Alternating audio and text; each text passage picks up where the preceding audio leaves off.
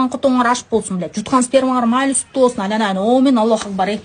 Бизге жанагы Instagram баракчаларга көп келип атат. Жаныхо, Жанара жана сөгүнгөн боюнча. Ассаламу алейкум достор, мен адвокат Юриширдар Абдыкапаров.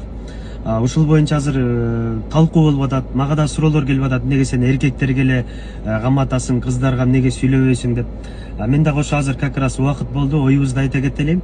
Ооба жана сөгүнгөн сөздөр боюнча биз да көрүп атабыз, эми как юрист, адвокат катары жана сөздөр боюнча эми конечно ага лингвистический экспертиза сөзүнө баа берет дегенде, бирок жанагы разжигание межнациональной розни, религиозной вражды деп айтылат.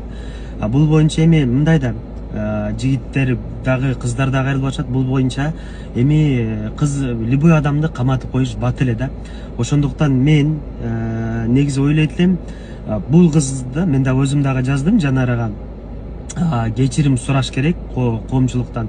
Анан эми кыз кишини каматып коюш бул эми мен ойлойм туура эмес депчи. Ошондуктан кечирим сурасын коомчулуктан, кийин андай кылбайм деп кечирим сураса, мен ойлойм эркектер дагы биз дагы жөн эле каматып минтебиз тинтебиз дебей айкөлдүк кылышыбыз керек. Анан ошондой эле эртең биз ушинтип каматабыз, минтебиз деп өзүбүзгө мына аялдар менен эркектердин тирешин күчөтүп алабыз деп айтабыз. Биз наоборот эркектиктер мындай ырайым кылышыбыз керек деп айтат элем.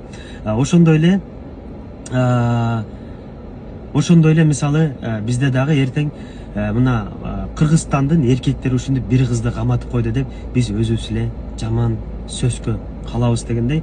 Ошондуктан мен дагы мына Жанага жаздык, эми кечирим сурайт деген ойдомун.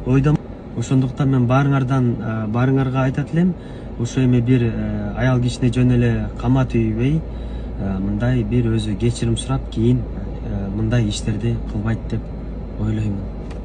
Анан бул биз дагы ошо видеосун көрүп чыктык. Бул негизи жанагы фестивалдан кийин жооп берген видео эмес экен. Бул негизи хейтерлерге мурда жооп берген видео экен да. Ошолорун дагы биз эске алып, ушундай чечимге келдик деп айтсак болот.